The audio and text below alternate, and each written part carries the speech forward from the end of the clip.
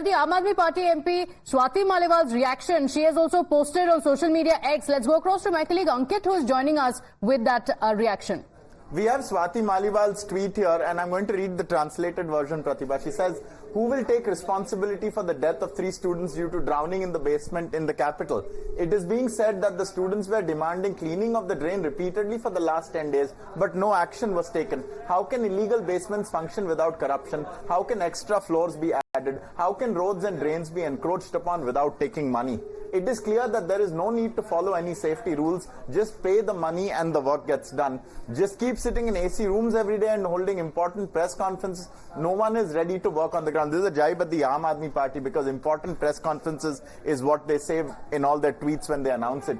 Didn't you learn anything from the death due to electric shocks in Patel Nagar a few days ago? So Swati Maliwal really asking a number of questions and hinting at a number of things that may possibly have gone wrong why this incident took place. Okay, all right. Ankit, thank you for joining us with that update. A 26-year-old UPSC aspirant was electrocuted.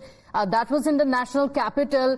Now, just days after that, you have another 3 UPSC aspirants who have lost their lives. Let's go back to Isha, who's joining us on the broadcast. Isha, we heard some of the students. They're angry. They're seeking accountability and saying, we don't want token statements coming in from the authorities. The students are angry and have also pointed out several violations and have said that this is not the only coaching institute. Coaching institutes that are brimming across the national capital get away with these violations, risking the lives of the students.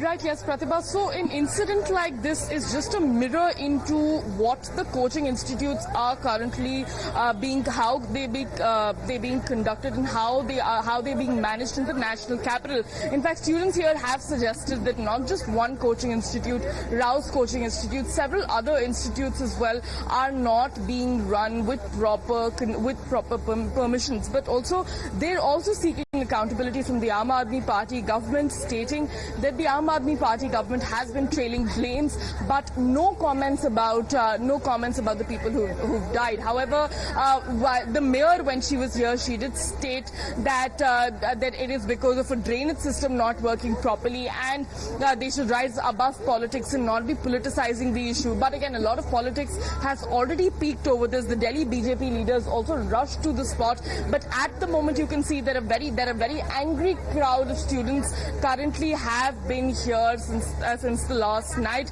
and there is no statement that is coming from Rouse IAS Study Center's chairman and CEO. They have remained mum.